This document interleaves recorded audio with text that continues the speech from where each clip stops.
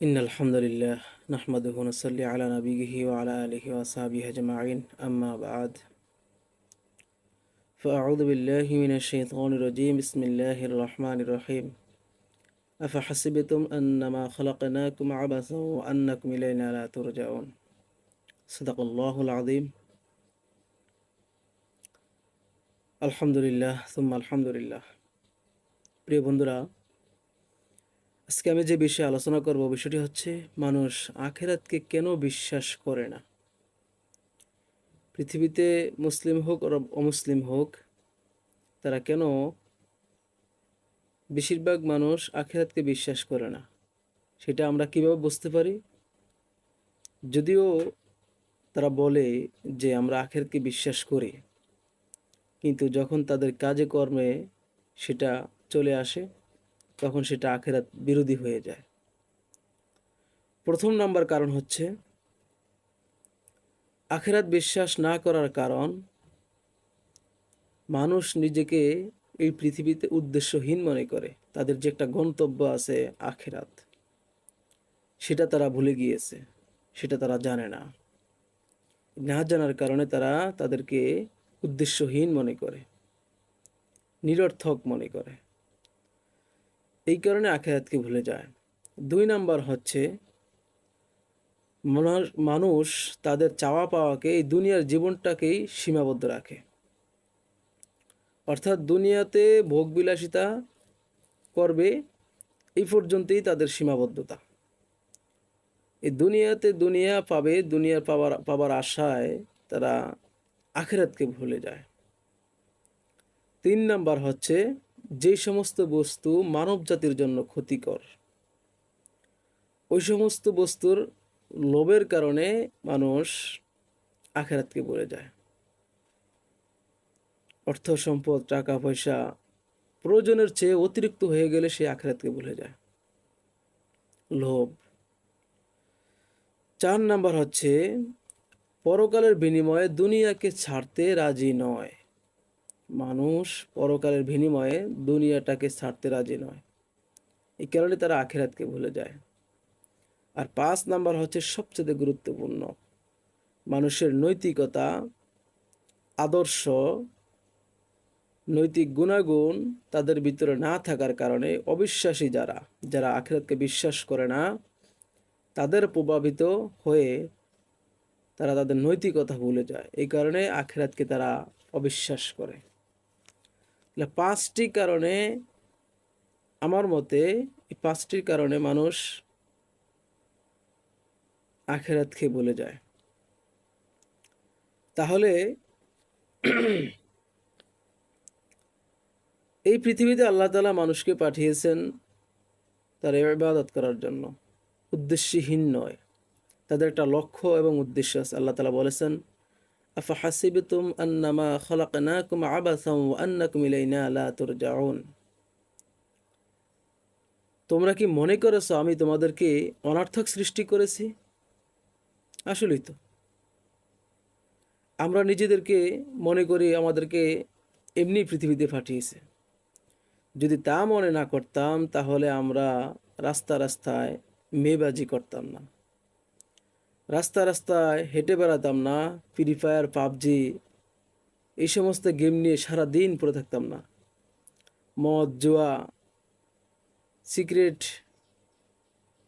গাঁজা এই সমস্ত নেশায় সারাদিন মত্ত থাকি। সময়কে আমরা নষ্ট করে দেই দুনিয়ার পিছনে, শুধু দুনিয়ার দুনিয়া, দুনিয়ার দুনিয়া। এই দুনিয়া আমরা নিজেকে অনর্থক মনে করি। আল্লাহ তাআলা তো বলেছেন যে তোমরা কি মনে করেছো আমি তোমাদেরকে অনর্থক সৃষ্টি করেছি? এই কথাটা আল্লাহ তাআলা কেন বললেন? আমরা নিজেকে অনর্থক মনে করার কারণেই তো আল্লাহ তাআলা এই কথাটা বলেছেন, তোমরা কি আর আমার কাছে ফিরে আসবে না? আমরা মনে করি এই যে আমাদের চারপাশে এত মানুষ মৃত্যুবরণ করে, এত মানুষ মৃত্যুবরণ করে, তারপরে আমাদের শিক্ষা হয় না, যা আমরা মনে করি আমরা মৃত্যুবরণ করবই না। আর যদি মৃত্যুবরণ করবো এই চিন্তাটা আসেও, তাহলে মনে করে দুনিয়ার এই জীবনটাই শেষ পর্যন্ত। এই দুনিয়াতে মৃত্যু, খাওয়া দাওয়া ফুর্তি করব এবং মৃত্যুর পর আর কোনো সমস্যা হবে না। এই কারণে তারা আখেরাতকে ভুলে যায়। তারপরে আল্লাহ তাআলা বলেছেন, আয়াহসাবুল ইনসানু আইয়ুতরাকা সুদা।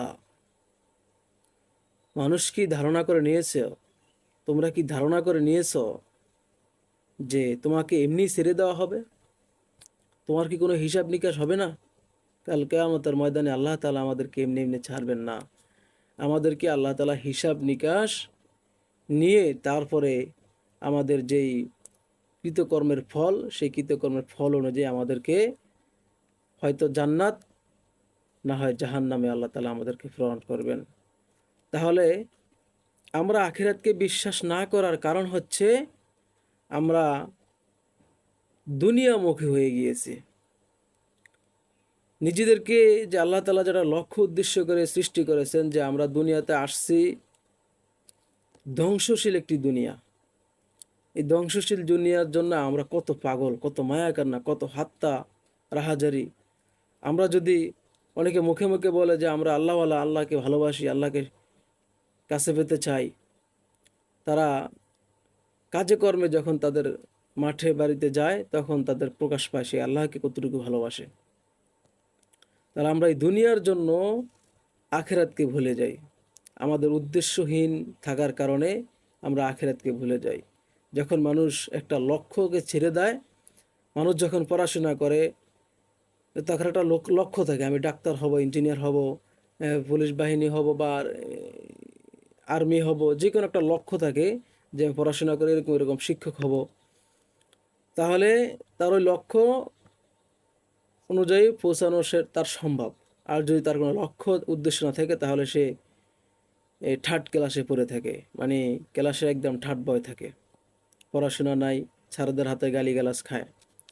ঠিক আল্লাহ সুবহানাহু ওয়া তাআলা মানুষকে পৃথিবীতে সৃষ্টি করেছেন আল্লাহ তাআলা ইবাদত করার জন্য। আর যদি আল্লাহ তাআলা ইবাদত না করি, আমাদের আখিরাতের যে লক্ষ্য উদ্দেশ্য আছে, আখিরাত পাওয়ার ওই লক্ষ্য উদ্দেশ্য যদি আমরা বাস্তবায়ন না করি, তাহলে এই ফেরেশতাদের হাতের আমাদের মাইর খেতে হবে। প্রিয় বন্ধুরা, যে 5টি বিষয়ের আজকে আখিরাত বিশ্বাস না করার প্রথম পর্ব। তো আমরা তো জানলাম যে আখিরাত বিশ্বাস মানুষ কেন করে না, তারা তাদের নিজেকে উদ্দেশ্যহীন মনে করে, তারা মনে করে তাদের কোনো বিচার আদি হবে না, তাদেরকে মনে করে তারা এমনি এমনি তাদেরকে ছেড়ে দেওয়া হবে। আল্লাহ তাআলা বলছেন না, এই পৃথিবীর সূচনা লগ্ন থেকে যারাই খারাপ কাজ করছে তাদেরকে এমনি এমনি ছেড়ে দেওয়া হয়নি, তাদের নাম নিশানা মুছে দেওয়া হয়েছে, এবং আখিরাতে তো তাদের জন্য বিশাল বড়দায়ক শাস্তি। আল্লাহ সুবহানাহু ওয়া তাআলা আমাদেরকে দুনিয়ামুখী ছেড়ে আখিরাতমুখী হওয়ার তৌফিক দান করুক। আমিন।